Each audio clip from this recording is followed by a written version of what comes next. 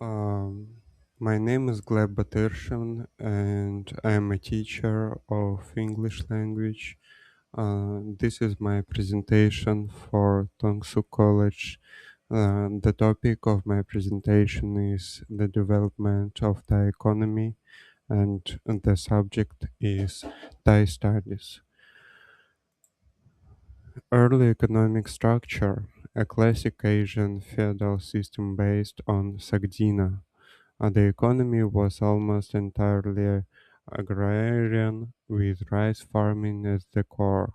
Most people were subsistence farmers. Pre-modern era, uh, pre-1855. Sagdina means power over fields. Sagdi from Thai language is power, rank. Na is rice fields or land.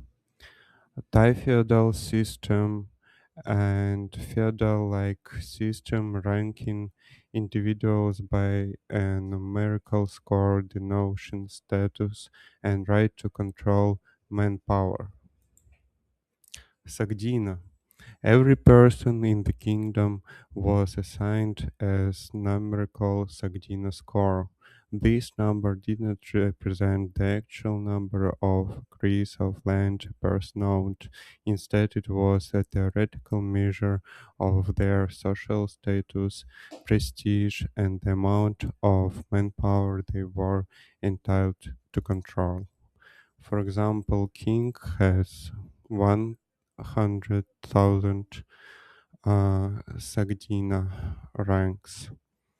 It's the highest theoretically owner of all land.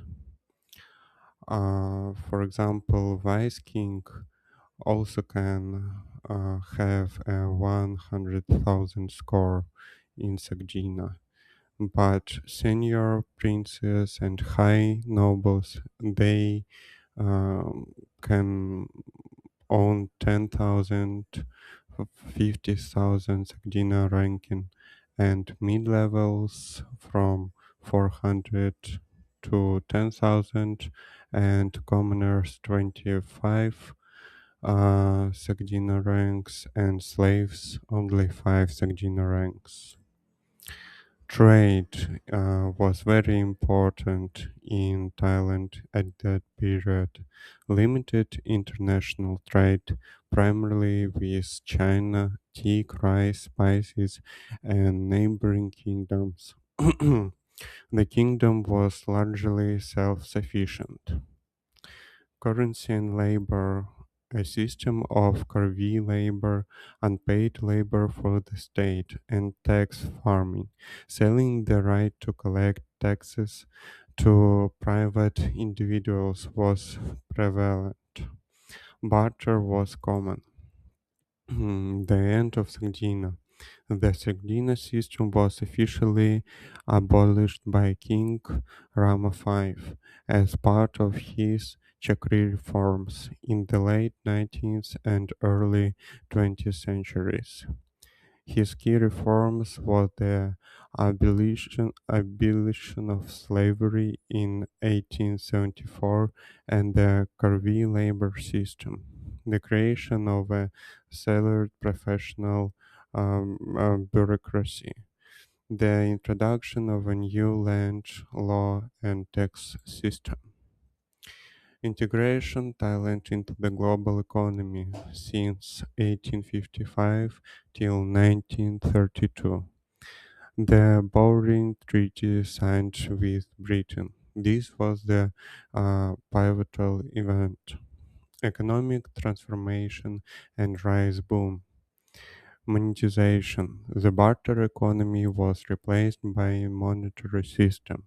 Taxes were now paid in cash, forcing farmers to produce for the market.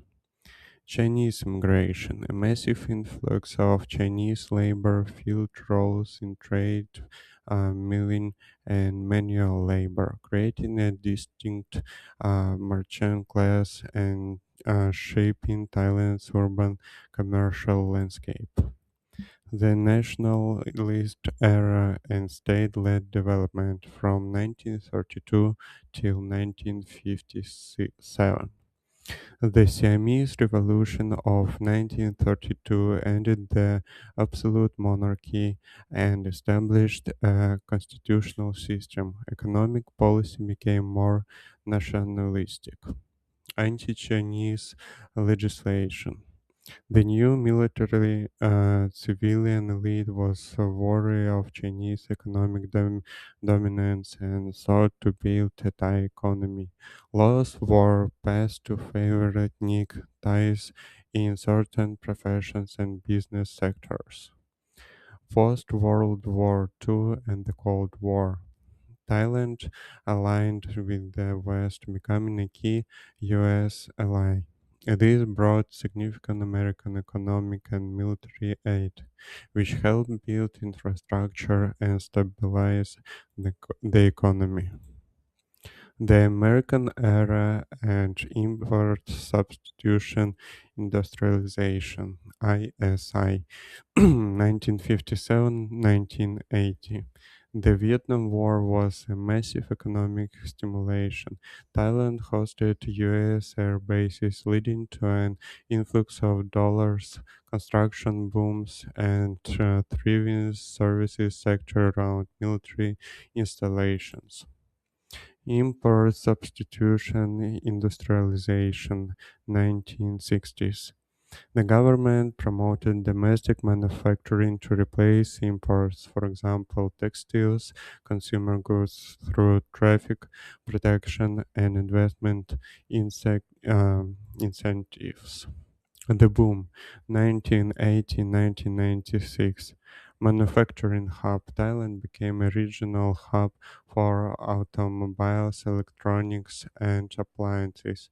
This was the period of Thailand's most rapid and transformative economic growth, ending in a spectacular crisis. Financial liberalization. The government liberalized the financial sector, leading to a massive credit boom and speculative bubble, particularly in real estate and stocks. The Asian Final Crisis 1997-1998. The crash. After speculative attacks drained foreign reserves, the government was forced to float the baht on July 2nd, 1997. The currency collapsed, losing over half its value, and the stock market crashed. Recovery, populism, and new challenges. Taksin Shinawatra, 2001-2006. His government pursued populist policies, for example, universal health care, village funds, that stimulated the domestic economy, especially in the rural north and northeast. He also promoted dual track economics, focusing on both exports and domestic demand. Post 2006 political turmoil. Repeated cycles of political conflicts, coups, and protests between the red shirt pro-Taksin rural populist and yellow shirt anti-Taksin establishment urban factions created instability and often hampered economic policy making. Political turmoil and economic instability 2006-2014.